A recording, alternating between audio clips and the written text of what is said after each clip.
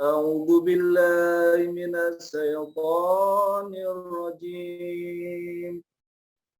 Faslun utawi ku fasal walladzi yuhibul ghusla utawi perkara-perkara kang wajibaken ing adus iku sitatu asya enam suwiji salah satun tasrik utawi kang telu iku sakutan fi rijal ing dalam sapa wong-wong lanang wan nisa lan wong-wong wadon wa hiya biqaul hitanain yaiku ketemune loro kelamin wa injalul manni lan metune mani wal mautu lan mati wasala satun tahta subihan nisa utawi kang telu iku tertentu kelawan telu sapa wong wadon wa hiyal haid yaiku haid wan nifas lan nifas wal wiladah lan mana faslun utawi iku fasal wa faraidul ghusli utawi pira-pira fardune adus iku salah satun asya telu pira-pira perkara niat yo iku niat wa izalatun najasah lan ngilangaken najis ing kana ta'ala badani lamun ana ing awak wa isalul ma'i lan ngertakaken banyu ila jami'i sari marang sekabian rambut wal basari lan kulit wa sunanuhu tawi pira-pira sunai adus konsatu asya iku lima pira-pira perkara tasmiyatu yaiku maca basmalah wal wudu qabla lan wudu sadurunge adus wa imrarul yadi lan gosok-gosok tangan atal jasad ing awak wal mu'alalan urut wa taqdimul yumna lan nyulungaken kang tangan ala yusra kelawan kang kiwa faslun utawi ku fasal wal ikmisalatul masnuna utawi pira-pira adus yang disunahkan sabata saragusla iku pitulas adus guslu jum'ah yaiku adus jum'ah wal idaini lan riyaya loro idul adha idul fitri wal istisqa lan istisqa salat jaluk hujan wal khusuf lan gerhana wulan wal khusuf lan gerhana srengenge wal ghuslu min ghuslil mayyit lan adus sing adus mayit wal kafiru ida aslama lan wong kafir nalika mlebu Islam wal majnun lan wong edan wal magma alaihi da afaqa lan wong kang ayan nalika waras wal ghuslu indal ihram lan adus nalika arep ihram waliduhu li Makkah lan karena mlebu Makkah walil wuqufi fi Arafah lan karena wukuf ana ing Arafah walil mabidi bi Musdalifah lan karena nginep ana ing Musdalifah waliromyil jimari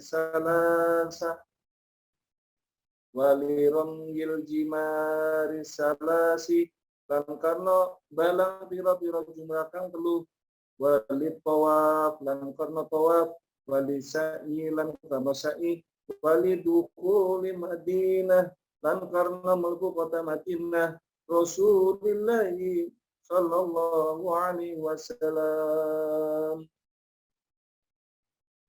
Faslun utai pasal walladzi yujibul ghusla utawi perkara-perkara kang majibaken ing adus iku sifatu asya ana 6 suwiji. Hal-hal yang mewajibkan mandi itu ada 6. Salah satu tasrik utawi kang telu iku fiha rijal laki-laki wanita dan perempuan. juga untuk laki-laki dan perempuan. Kaping siji wahiyau tiqaul itanain. Ketemune loro kelamin. Bertemunya dua kelamin. Bapak Ibu yang dimuliakan Allah, apabila kelamin laki-laki bertemu dengan kelamin wanita, maka dia wajib mandi jinabat. Walaupun dia hanya nempel, walaupun itu tidak masuk. Jadi, wahiyau tiqaul itanain, bertemunya dua kelamin. Itu salah satu yang mewajibkan mandi. Yang mewajibkan mandi kaping loro wa injalul mani lan metune mani. Keluarnya sperma. Jadi sperma itu adalah cairan yang keluar dari kemaluan laki-laki. Nah, kalau sperma ini keluar, dia maka wajib mandi. Nah, posisi sperma itu sendiri dia bukan najis. Dia bukan najis, tapi tetap wajib mandi. Nah, keluarnya sperma ini bisa disebabkan mimpi basah, bisa juga disebabkan hubungan kelamin, maka dua-duanya wajib mandi. Kaping telu yang mewajibkan mandi wal maut, mati, meninggal dunia. Jika ada orang Islam meninggal dunia, maka yang hidup wajib memandikannya. Nah, hukumnya adalah fardhu kifayah. Kalau itu sudah dilakukan orang memandikan, maka gugur kewajiban. Tapi kalau ada dalam satu kampung itu tidak ada yang memandikan, maka kita yang harus memandikan karena hukumnya fardhu kifayah. Nah, selain itu, wasala satun tahtasu bihanisa utawi kang telu ikut tertentu kelawan telu sapa-sapa wong wadon. Kalau tadi itu laki dan perempuan, kalau yang tiga berikutnya ini khusus untuk wanita. Yang pertama yaitu haid, darah yang keluar dari kemaluan wanita dalam keadaan sehat normal tanpa adanya sebab melahirkan. Definisi ini dari kitab ini, bukan saya ngada-ngada. Jadi saya tinggal baca aja ini. Warna darahnya itu hitam kemerah-merahan. Pada umumnya haid ini 6 sampai 7 hari. Paling cepat 1 hari, 1 malam, paling lama itu 15. Posisi wanita yang sedang haid, dia haram mengerjakan sholat. Nggak boleh. Sholat nggak boleh, puasa nggak boleh, membaca Al-Quran nggak boleh, menyentuh mushaf nggak boleh, masuk masjid juga nggak boleh, tawaf nggak boleh, senggama juga, senang-senang antara pusat hingga lutut itu juga ya, itu yang keempat. Yang mewajibkan mandi yang kelima adalah nifas, darah yang keluar mengiringi kelahiran. Pada umumnya nifas ini 40 hari, paling cepat ya sekejap, paling lama 60 hari. Jadi ya ditunggu, kalau nggak 40 ya tunggu sampai ke situ. Nah, wanita yang haid itu haram hukumnya jika mengerjakan sholat. Nggak boleh puasa, membaca Al-Quran, menyentuh mushaf, masuk masjid juga nggak boleh. Tawaf nggak boleh, bersenggama juga nggak. Nah, darah yang keluar bukan karena haid itu disebut istihadah. Jadi misalnya ternyata sampai 60 hari itu masih keluar darah, nah itu berarti istihadah. 61, 60. Jadi sebetulnya haid juga begitu. Biasanya siklusnya itu paling lama 15 hari. Maka jika sampai 17 hari, 18 hari, 19 hari itu belum selesai, nah maka hari-hari yang di luar kebiasaan itu disebut istihadah. Nah, berikutnya yang keenam, melahirkan. Umumnya wanita melahirkan ini 9 bulan. Sekarang sesar juga bisa 6 bulan menjadi keluarga. Ada juga yang sampai 4 tahun, lama ya. Walaupun saya juga tinggal baca di kitab ini, bukan ada. Berarti dulu memang ada kejadian orang melahirkan itu hamil sampai 4. Tapi paling cepat 6. Umumnya 9 bulan. Bapak Ibu yang dimuliakan Allah, ingat-ingat ya, hal yang mewajibkan mandi niku ada 6. Ketemunya dua kelamin, keluarnya sperma, meninggal dunia untuk laki dan perempuan. Nah, yang keempat ini 4 sampai 6 ini khusus untuk wanita. Haid, nifas, haid. Kemudian fardu mandi. Wa idul gusli salah satu asya. Fardu mandi itu ada 3. Jadi kalau bicara fardu itu status hukumnya wajib dilakukan. Jadi kalau fardu mandi itu berarti jika dilakukan mendapat pahala, jika tidak dilakukan maka mandinya tidak sah. Bersucinya tidak sah. Jika bersucinya tidak sah, maka sholatnya tidak sah. Membaca Al-Quran juga tidak boleh, menyentuh Al-Quran juga tidak boleh, tawaf juga tidak boleh, berdiam di masjid juga tidak boleh. Nah, kalau lewat bagaimana? Ya kalau lewat nggak apa-apa. Cuma perbedaan wanita dulu dengan sekarang kan beda. Kalau dulu kan nggak mengenal pembalut. Kalau sekarang kan sudah ada pembalut. Dan dikhawatirkan apa? Kalau misalnya dia hampir masjid terus duduk di serambi gitu, kalau dia pepes, nah kalau najis kan. Lalu napa mawon rukun mandine? Rukun mandine niku kaping 1 niat. Masih ingat pelajaran kemarin Bapak Ibu? Niat niku baiknya lihat situasi. Kalau Bapak Ibu mandi di WC, yang kamar mandi ada WC-nya, nah, maka baca dalam hati. Beda dengan orang-orang zaman dulu. Nah, zaman saya itu tasih menangi, adus di sumber. Kalau sumber itu sekarang di sini apa orang bilang? Sindang ya. Dan jadi kalau di kampung saya itu belakang rumah itu kan sungai besar itu. Nah itu di situ ada mata air itu. Dari situ bisa kedalaman 1 meter sampai 1,5 meter kedalaman airnya. Kemudian panjang lebarnya itu ya sekitar 4 meter kali 5 meter, seukuran garasi zaman dulu. Ini niat bisa dibaca keras. Nah, persoalannya sekarang kan kita kadang tinggal di rumah, posisinya di perkotaan, rumah sempit, rumah SSS ya. Nah itu kamar mandi menjadi satu dengan WC. Nah, maka baiknya dibaca dalam hati. Niatnya apa Bapak Ibu? Mandi jinabat nih. Nawa itu gusla li rofil hadasir akbar. Wallah lillahi. Lagi bahasa Jawa nggak asal niat insun adus kanggo ngilangaken hadas iki fardu kana di bahasa Jawa pakai bahasa Indonesia boleh. Niat saya mandi untuk menghilangkan hadas besar fardu karena itu kalau menghilangkan hadas besar jinabah. Nah, bagaimana kalau untuk ibu-ibu misalnya hadas besar dari haid? Di sami dari niku ditinggal gantos mawon. Jadi saya untuk niat mandi haid, nawaitu gusla li rafil hadasir haid lillahi ta'ala. Niat ingsun adus kanggo ngilangaken haid, ngilangaken hadas saka haid fardu krana Allah. Kalau yang nifas bagaimana? Ya, sami tinggal ganti mawon. Dari ini itu diganti haid, ganti nifas.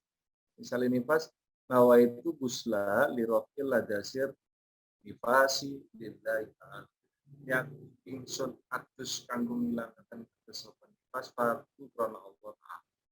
Jadi kayaknya niat baca dalam hati mau. Kemudian niat niki seperti halnya wudhu kali tayamum kemarin dibaca bersamaan kali gerakan fardu yang pertama. Gerakan fardu mandi ini yang pertama itu apa? Wa izalatun najasa ingkanat ala badan. Ngilangaken najis lamuno ono ing awak. Jika ada menghilangkan najis jika terdapat di dalam badan. Bapak Ibu persa mboten najis niku napa? Kula waca nggih. Wa kullu ma'in raja minas sabilaini najisun ilal manni. Sekabehane barang cair kang metu teka kubulan dubur iku najis kecuali sperma utawa mani. Nah, oke, terus nggih. Jadi yang disebut najis niku segala barang cair yang keluar dari kubul dan dubur. Yang dari kubul itu depan apa mawon? Kencing laki-laki, darah haid kalau untuk wanita, nifas, melahirkan, itu masuk najis. Kalau mani bagaimana? Mani itu bukan najis. Mani itu bukan najis, dibersihkan mawon. Nah, kemudian kalau dari dubur niku nggih air besar, nah itu najis. Kalau kentut bagaimana? Kalau kentut kan bukan cairan, kentut dia berwudu, kecil nggih. Nah, ini kita konteksnya bicara habis. Kemudian selain mani tadi itu ada istilah lain namanya mazi. Ada juga namanya madi. Kalau mazi itu cairan yang keluar karena terangsang. Kalau madi itu cairan yang keluar setelah kencing atau kalau kecapean tidur terus keluar, nah itu namanya madi, bukan mani. Ya harus dibedakan ya, ada mani, ada mazi, ada madi. Nah, untuk mazi, cairan yang keluar karena terangsang ini cukup dibersihkan lalu wudhu pun sini. Madi juga ngoten, capean kerja terus keluar, solusinya tetap dibersihkan lalu berwudhu, itu pun suci. Nah, beda konteksnya kalau di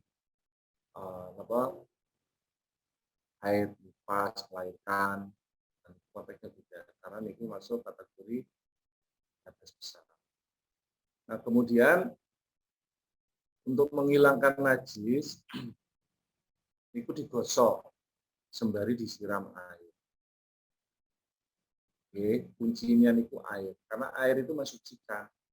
Nah, jenengan nangge sabun sekilo yang mboten nganggo toyo nggih mboten suci. Karena yang menyucikan itu airnya nih, bukan sabun. Oke, jelas ya. Nah, jika niku kalau jika terdapat najis di badan. Kalau tidak ada najis di badan bagaimana? Maka langsung masuk ke fardu yang ketiga. Napa niku? Wa isalul ma'i pangerataaken banyu ila jami isari. Marang sekabehane rambut wal basar. Wal basar. Tan kulit. Meratakan air ke seluruh rambut dan kulit.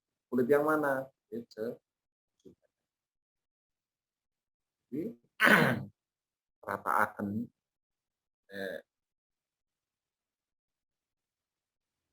sumber cok. Saya kamar mandi, nih Bu, Bapak Ibu, kalau ada rezeki sebaiknya kamar mandi itu enten shower ini loh, Pak.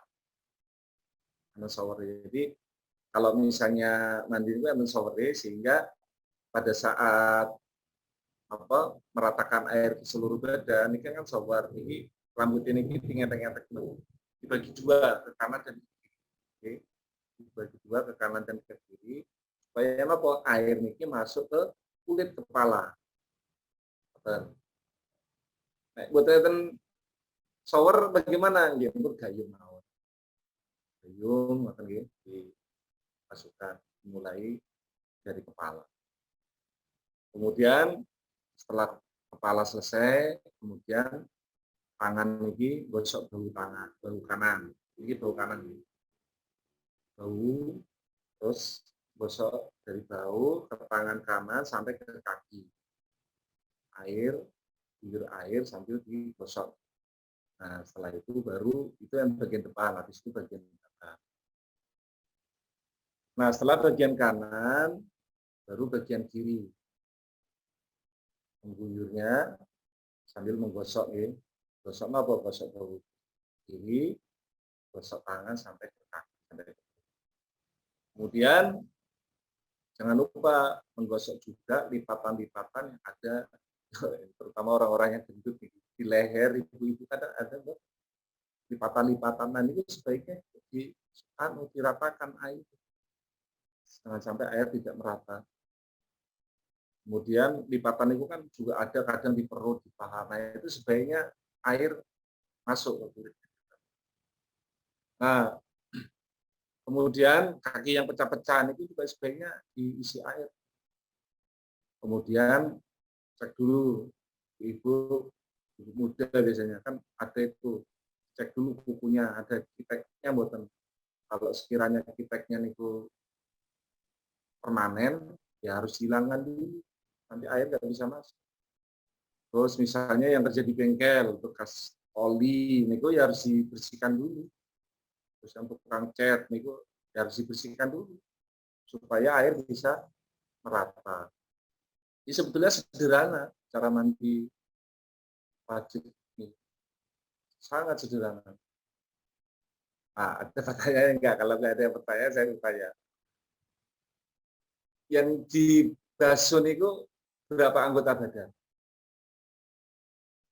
Tuh. Kenapa? Sekujur badan. Kalau hanya satu, berarti ada rukun tertib tidak? Tidak ada. Maka membasuh itu bisa dimulai dari mana saja. Dari kepala boleh, dari tangan boleh, dari kaki boleh, dari mana saja boleh.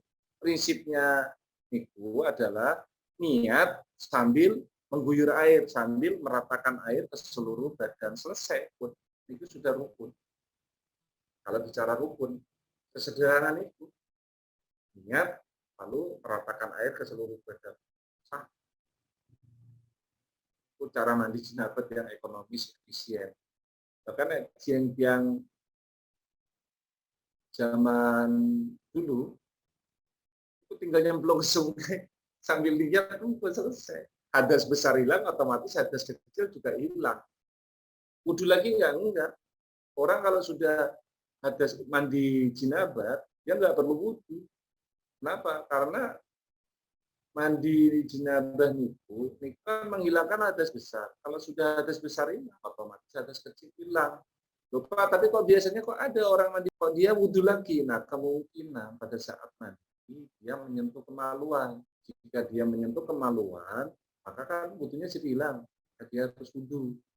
Ada juga yang sebelum mandi wudhu, habis mandi wudhu lagi. Nah, kemungkinan pada saat mandi dia menyentuh kemaluan. Kalau nggak kepingin menyentuh gimana? Ya, monggo silakan pakai sarung tangan atau apa. Yang jelas begitu telapak tangan menyentuh kemaluan, maka dia harus wudhu. Nah, cuman ini karena zaman sudah geser, zaman dulu dengan sekarang beda ya.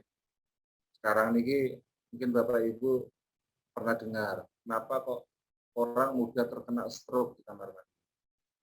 Dulu nggak ada stroke. Jadi secara teori, menurut tiang-tiang kesehatan, suhu badan itu kan jantan kali suhu air. Jadi ketika jantung memompa darah ke kepala, pembuluh darah di kepala, pada saat yang sama Bapak Ibu langsung nyiram air ke kepala, nah ini kan sama aja menutup keran pembuluh darah kan sama seperti dengan tutup kerannya. Akibatnya apa? Ya, karena keran tertutup, jantung memompa ke pembuluh darah, ya otomatis pecah, alias stroke. Kemungkinan juga kolesterolnya tinggi, menyebabkan sumbatan di pembuluh darah, sehingga pecah orang hidupnya. Nah, ini sebetulnya kecil kemungkinannya bila tohar Bapak Ibu itu benar. Jika rukuk sujudnya itu benar. Karena itu marilah kita lanjutkan pembahasan berikutnya, yaitu sunnah-sunnah mandi. Kalau untuk fardunya sudah selesai ya, sesederhana itu. Niat meratakannya sekujur badan pun itu sah. Wasunanuhu satu asya, utawi pira-pira sunai adus itu 5 perkara. Sunah mandi itu ada 5. Yang namanya sunnah Bapak Ibu dilakukan yang sepahala, buat dilakukan di buat apa? Ini sunnah. Sunnah yang pertama niku tasmiyah, yaitu maca basmalah. Kaping loro wal wudu qabla, wudu sadurunge adus. Nah, kemarin kita kan sudah belajar wudu, masih ingat mboten Bapak Ibu? Ada fardu wudu, ada sunnah wudu. Fardu wudu napa mawon? Ayo Bapak Ibu, kasih kelingan mboten fardu wudunya. Kasih kelingan mboten fardu wudunya. Wa furudul wudu istitatu asya. Fardu wudu iku ana 6. Niat inda gosli wajilan nalika niat nalika basurai. Wal ghuslu wajilan basurai. Wa ghuslu yadaini ila mirfaqai. Lan basuh tangan loro tumeka sikut loro. Wa mashuba birrasi lan ngusap sebagian sirah. Wa ghuslu rijlaini ila ka'bain. Lan basuh siki loro tumeka mata kaki. Wa tertiban tertib. Itu fardune wudu. Ingat ya Bu, sunai mandi niku kang ping 1 baca bismillah, kaping 2. Nah, pun setelah wudu kita masuk ke sunah yang berikutnya, sunah yang kaping 3, ketiga. Apa niku? Wa imrarul yadi ala jasad, menggosok-gosok tangan ke seluruh badan. Kaping 4 wal mualah, urut nggih. Kaping 5 watak dimulina, mendahulukan yang kanan ala yusra dari yang apal buatan apa itu. Lalu ini perlu simulasi buatan. Jadi enten rukun, enten sunnah. Rukun itu mutlak harus dilakukan. Kalau sunnah itu dilakukan boleh, tidak dilakukan juga apa-apa. Nah, karena ini ilmu, ya maka paling tidak kita harus belajar. Thalabul ilmi fardhatun 'ala menuntut ilmu wajib. Kok pun iki kalau bagaimanapun kula harus nyampaikan perkara angel mboten mengki jenengan yang melampaui. Karena kalau begini itu cuma diwaca mboten dipraktekno nggih ya. Nah, simulasi kok nggih kita gabungkan antara rukun dan sunnah tadi. Pertama niku Bapak Ibu hilangkan dulu najis yang ada di badan. Hilangkan dulu. Dengan cara apa? Ya dibersihkan. Dengan apa? Dengan air. Bersihkan dulu dengan air. Kemudian kan rukun menghilangkan najis. Dan kita bersihkan dulu. Kita cebok lagi istilahnya. Dihilangkan dulu. Kemudian kita ambil wudhu. Nah, di dalam wudhu ini kan ada sunah-sunahnya. Nah, ini apa tak kelingan buatan? Yuk. Basuh telapak tangan sambil membaca Bismillahirrahmanirrahim. Sunai wudhu. Tambah lagi kumur-kumur. 3 kali nggih. 3 kali. Setelah kumur, Pak Ibu isap air. Masih kelingan mboten cara wudhu kemarin. Ngisap air dengan hidung. 3 kali. Dipraktekno dereng. Iku nek dipraktekno insyaallah Bapak Ibu mboten pusing kepala. Hanya pusing-pusing biasanya mboten nate memperagakan menghirup air padahal itu sunah wudhu. Nah, setelah niku masuk ke fardu wudhu berikutnya. Niku niat. Itu rukun niat. Niatnya pripun? Nawa itu wudu'an li raf'il hadasir asbari alhamdulillah. Itu sambil membasuh wajah. Oke. Nawa itu wudu'an li raf'il kali ini hadasir. Kemudian tambah sunahnya, apa menyela-nyela sela-sela jenggot. Nah, kalau nggak punya jenggot, nah Bapak Ibu harus membersihkan, Bapak harus membersihkan Tapi kalau punya jenggot cukup di sela-selanya. Kalau nggak punya jenggot, malah harus dibersihkan itu sampai rata nih, diratakan istilahnya. Ngeten, diratakan. Dan itu sunnah. Kemudian membasuh tangan hingga siku. Tangan ya,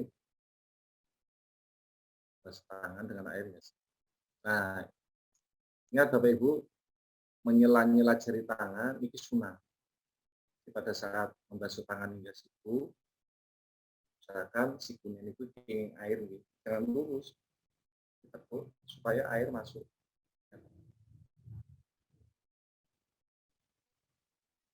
Sekali ya, tangan terus. Kemudian mengusap sebagian kepala. Ikut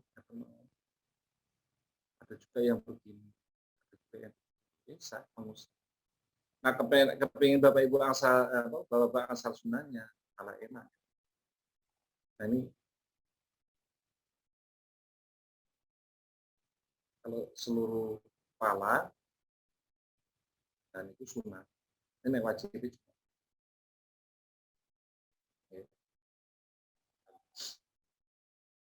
Kemudian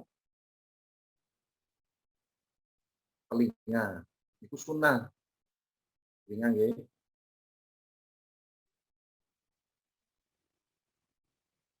luar dalam ya. Dan itu sunnah. Berikutnya membasuh kaki sampai mata kaki. Kaki, mata kaki ini tinggi, kalian ini dari sini sampai ke sini. Sambil kaki ini kan ada jari-jari ini ya, nah ini di sela-sela, nah kepengen dapat semuanya. Di sela-sela nih, sela-sela, biar dapat semuanya. Oh, ini kan wudhu. Nah, sekarang kita lanjutkan dengan rukun mandi wajib. Apa niatnya? Nah, kalau kita habis apa hubungan suami istri, maka itu gusla lirofil hadasir akbar bahwa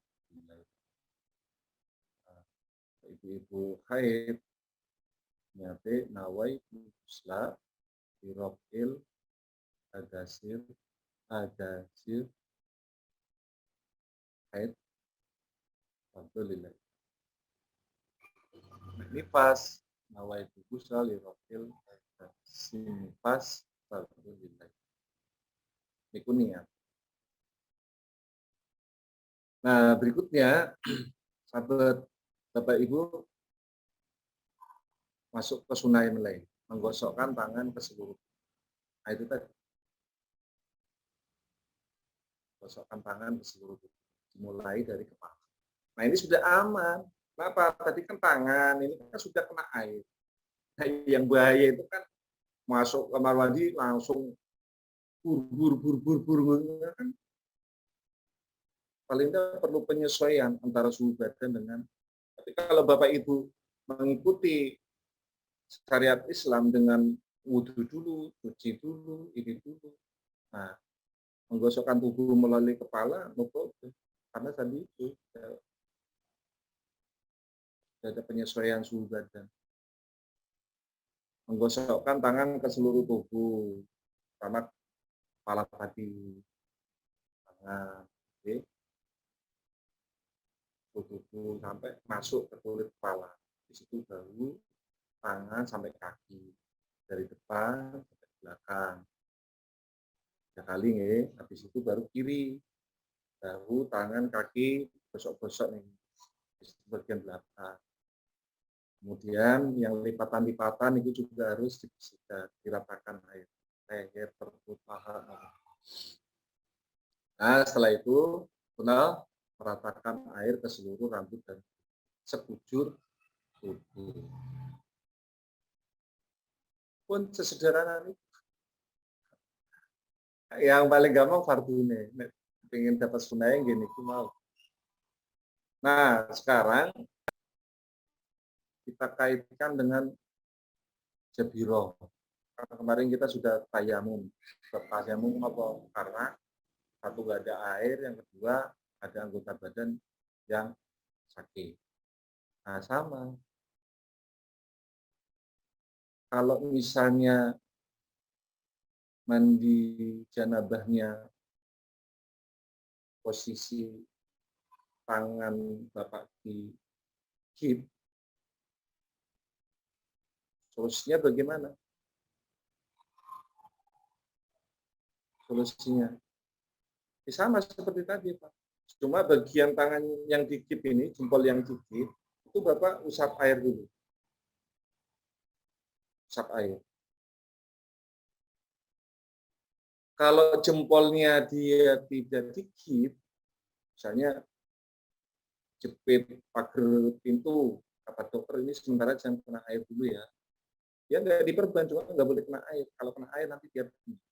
Nah, kalau tidak diperban, maka dia nggak perlu diusap. Yang diusap itu kalau ada kipnya, kalau ada perbannya. Kalau nggak ada kipnya, nggak ada perbannya, nggak usah diusap. Biarkan yang lain ini tetap kena air, tapi khusus yang minyak tadi itu jangan dikenakan. Pun selesai. Lalu kita tutup dengan tayang. Kasih kelingan tayamum ribut. Tayamum itu niat keren, nawa itu tayamum.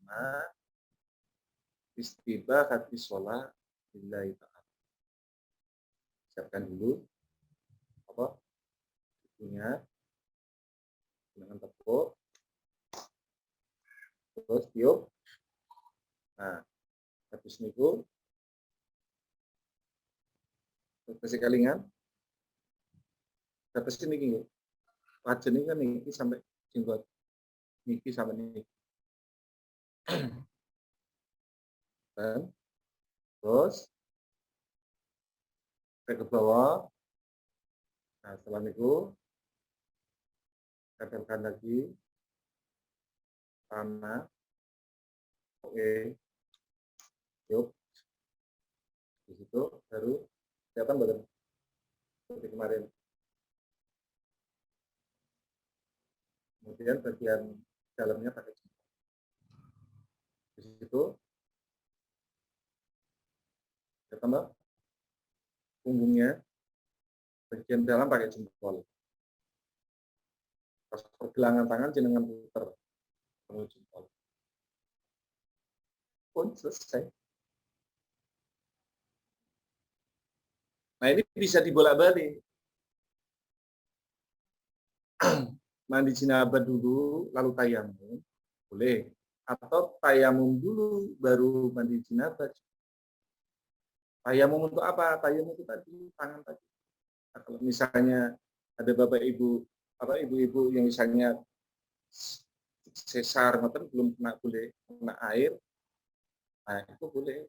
Misalnya ada anggota badan yang dijahit, yang apa itu karena luka, boleh tayamum. Jadi mandi wajibnya tetap wajib, yang luka itu nanti pakai tayamum. Nah, ini ada pertanyaan. Pak, bagaimana cara membasuh air di kepala? Cara membasuh. Jadi, ya sama dibasuh. Cuma kalau kita mengikuti hadis yang diriwayatkan Sayyidatina Aisyah,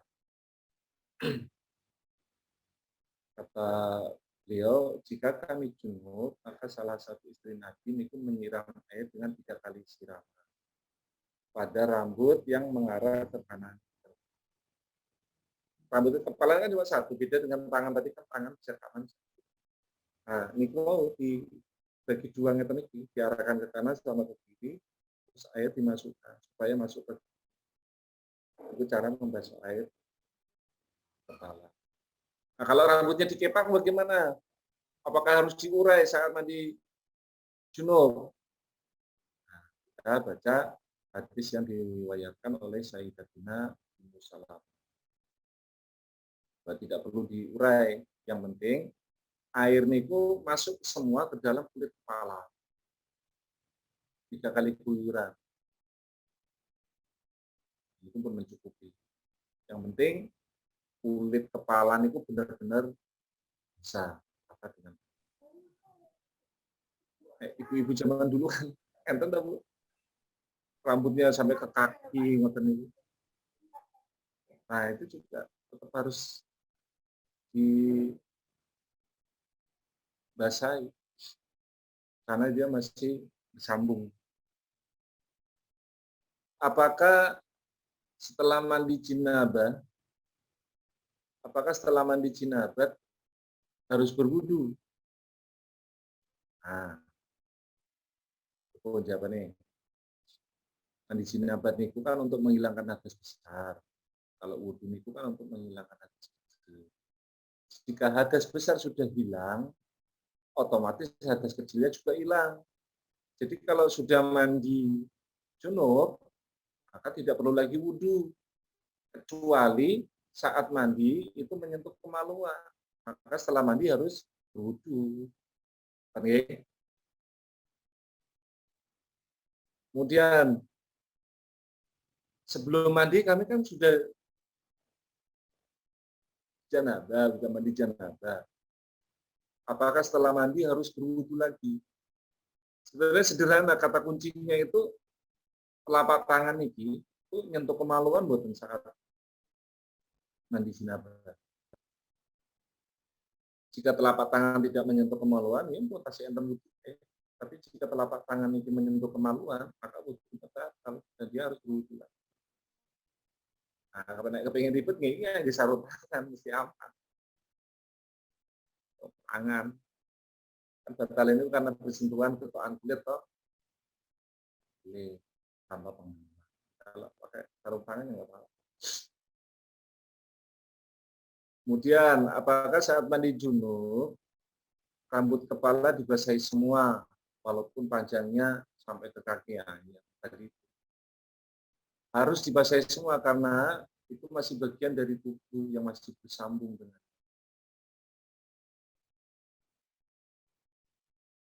giling-giling ya. Kemudian kapan Abdulnya mandi janabahnya? Yang Abdul itu ya kayak bebek nih, Bapak Ibu.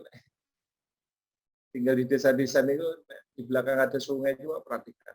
Bebek mantun junub niku langsung kepalanya itu masuk ke dalam air. Itu artinya apa gimana? Abdulnya niku setelah hubungan suami istri, ya langsung mandi. Abdulnya nek bicara. Tapi boleh nggak Pak kalau misalnya kami tidur dulu nanti habis tidur baru mandi. Nah, kalau Bapak Ibu mau tidur,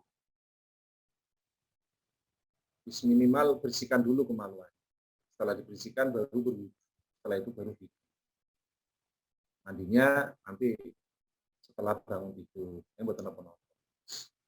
Karena ada daerah-daerah yang dingin itu banyak pasangan itu dia kalau setelah junub mandi hawanya terlalu dingin takut sakit, maka dia bersihkan dulu kemaluannya, kemudian berwudu baru tidur. Situ yang nanti setelah bangun nggak apa-apa. Nah, yang muda-muda, misalnya pengantin baru, Pak, nanti ada tahap 2. Ayam pun mau. Yang penting tahap pertama selesai, cuci kemaluan, wudu, habis itu tidur.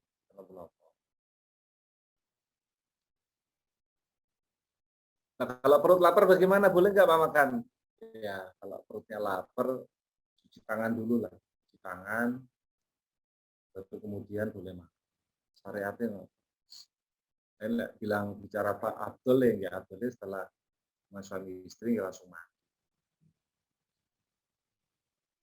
Berikutnya, boleh nggak habis mandi junub kita berdoa? Nah, ningali keren Bapak Ibu. Dengar berdoa niku auratnya pun tertutup apa dereng. Baiknya auratnya niku pun tertutup pakaian. Kemudian dilakukan di luar kamar mandi yang ada di sini. keluar baru berdoa. Kiblat toh. Jadi jangan berdoa sambil nggak pakai baju. Supaya setelah mandi minggu, setelah mandi junub, pakai baju, di situ baru berdoa. Nah, kalau itu dilakukan di luar kamar mandi, dalam kamar misalnya, di dalam kamar mandi lah, nah, dilapatkan. Jadi kalau berdoanya di dalam kamar mandi, sebaiknya di dalam hati saja. Tapi posisi harus berpakaian setelah berpakaian. Kan gini. Nah, parfum pun, kain pun, sekarang ada jenis mandi yang disunahkan. Itu jumlahnya yang 17. Wal iktisalatul masnunah utawi pira-pira atus kang disunahkan ku ana 17. Kaping siji Ghuslul Jum'ah, mandi sebelum Jumatan. Nah, jadi nah ini lebih dari zaman dulu dengan sekarang. Dulu itu Bapak Ibu, nun sewu nggih, jam 09.00 niku pun melambat ngaji. Kadang nggih anu lah, beseni dulu kukunya dipotong, kalau panjang dipotong, terus memotong kuku, namun bersihkan badan lah sambil mandi Jumatan itu sunnah. Kaping kali mandi yang disunahkan itu mandi sebelum Idul Adha lan Idul Fitri. Nah, Idul Fitri Bapak Ibu sebaiknya sebelum sholat Idul Fitri, nah Bapak Ibu makan dulu, itu sunnah malah. Sebelum berangkat ke masjid, Bapak Ibu makan dulu. Nah, itu dapat pahala sunnah. Terus niatkan mandi untuk sholat hari raya itu. Jadi dapat 2 pahala toh. Makan dapat, mandinya dapat. Asal niat untuk mandi hari raya. Nah, berbeda kalau hari raya Idul Adha, dia nggak boleh makan sebelum sholat. Makanya nanti setelah sholat atau penyembelihan. Itu kaping loro. Kaping telu wal istisqa kang atus kanggo sholat jaluk hujan. Minta hujan karena kemarau panjang nggak ada hujan sebelum sholat istisqa, sholat minta hujan itu kayaknya mandi itu sunnah. Kaping papat wa khusu wal khusu lan grono wulan, gerhana bulan. Nah, gerhana bulan kan selalu malam hari. Nah, saya tinggal di sini itu sudah 2 kali di tempat gerhana bulan. Tinggi 2014 sampai 2021 ini sudah terjadi 2 kali gerhana malam hari ya. Nah, kalau mataharinya itu baru sekali. Wal kusuf lan grono srengenge. Ingatkan Bapak Ibu, sebelum sholat gerhana itu baiknya mandi dulu. Itu disunahkan. Kaping 6 wal guslu min guslil mayyit. Lan adus sakwise ngedusi mayit. Nah, ini sunah. Jadi setelah mandikan jenazah kita mandi. Itu sunah. Kalau nggak mandi bagaimana? Yang apa namanya sunnah. Jadi usahakan setelah memandikan jenazah itu kita supaya pada kepala. Kaping 7 wal kafiru ida aslama lan wong kafir nalika malbu Islam. Mengalami dereng Bapak Ibu. Mengalami dereng setelah kita memasukkan. Jadi ngeten Bapak Ibu. Saya kan sering ditanya itu sama teman-teman. Pak, saya ini ada saudara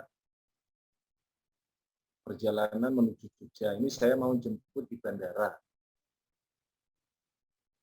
Tujuannya mau masuk Islam. Bagaimana cara mengislamkannya? Saya tunggu, saya mau islamkan di masjid di rumah atau bagaimana? Nah, Bapak Ibu, ini kan orangnya sudah niat Islam. Jadi begitu turun dari pesawat kita ketemu syahadat. Bahwa kemudian nanti nyampe rumah kita syahadatkan lagi, ya nggak masalah. Atau kalau cara di kampung kita kan biasanya disaksikan jamaah waktu sholat Jumat, gitu apa-apa. Tetapi sakralnya itu waktu kita ketemu di bandara gitu. Kenapa? Taruhlah dia sampai ke bandara jam 10. Nunggu diislamkan di masjid jam 12 adzan. 10 ke 12 itu kan ada 2 jam. Kalau dia meninggal di perjalanan itu, 2 jam itu antara jam 10 sampai jam 12, misalnya jam 11 meninggal dunia, itu kita yang nanggung dosanya. Kenapa? Karena dia sudah minta masuk Islam. Maka cara yang tiang singen, begitu orang kepingin masuk Islam, langsung disadar. Bahwa kemudian nanti pakai adab kita harus disaksikan di masjid, ya ini pun nanti. Ini pun nanti. Yang penting begitu orang minta disadarkan segera sadar. Karena kalau nunggu nanti, kemudian di dalam perjalanan nanti itu ada selang berapa menit, berapa jam meninggal dunia, itu kita yang nanggung dosanya. Oke. Kaping 8 wal majnun lan wong. Nah, ini kula pun mengalami niki. Mandinya orang gila setelah sembuh. Jadi kamu gula kan sih ketika yang waktu ngalor ngidul ngetan ngulon ngoten. Suatu saat kula ningali lho, kok gerimis niku hujan-hujanan kok awake menggigil. Lah ini berarti sarafnya masih sehat ini. Asal menggigil berarti sarafnya masih fungsi. Udah saya langsung lari cari sarung, cari moket apa namanya, baju koko pakai songkok pun. Habis itu saya ke rumahnya tanya, "Ayo Pak, kita hadusi." "Ayo dihadusi." Dihadusi pun. Nah, malamnya itu pas ada zikiran, orang pada takut, kenapa dia duduk di sebelah saya. Nah, ngoten. Itu mandi dulu, nggak bisa. Jadi mandi dulu. Kalau ada orang gila, kemudian sembuh, kita mandikan dulu. Ngoten nggih, niku sunah. Sunah. Kaping 9 wal mukma alaihi ida apa lang wong kang aya nalika waras. Nah, ayan niku apa epilepsi niku. Ayan. Tapi ketika siuman itu dia harus dimandi. Kan nggih.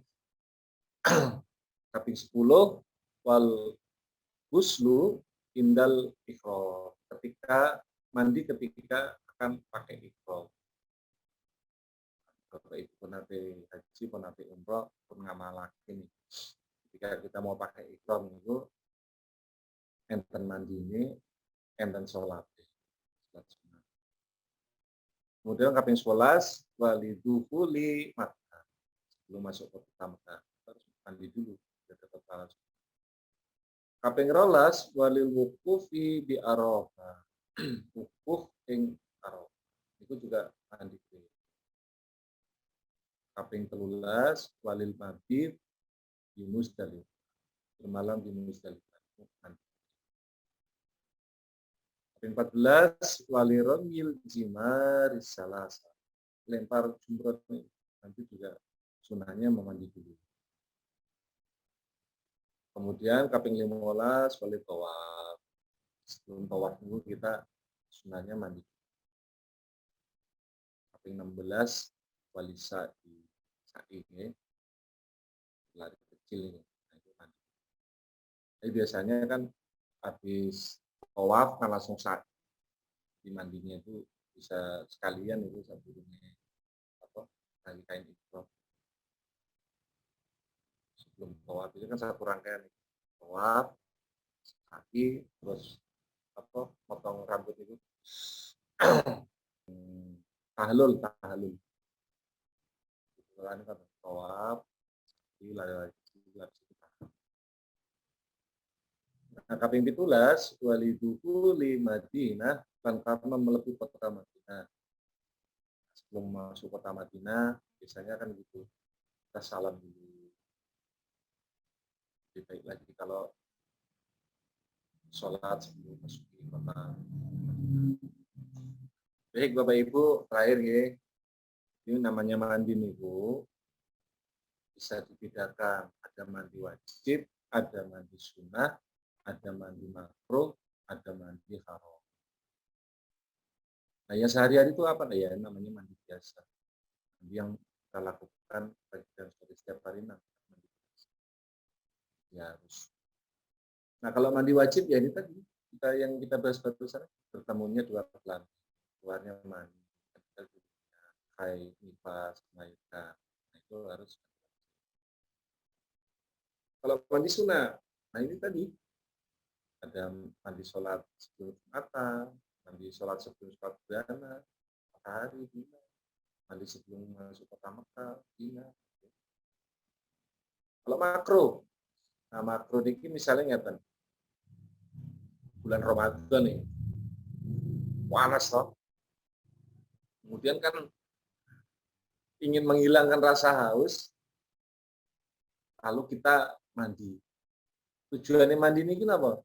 Untuk menghilangkan rasa haus. Nah, ini yang makro. Apa penyebabnya yang membuat makro itu niat ini, wow. Niatnya yang membuat makro. Kalau mandi, mandi saja. Kalau mandinya niatnya untuk mengurangi rasa haus, nah itu jadi makro.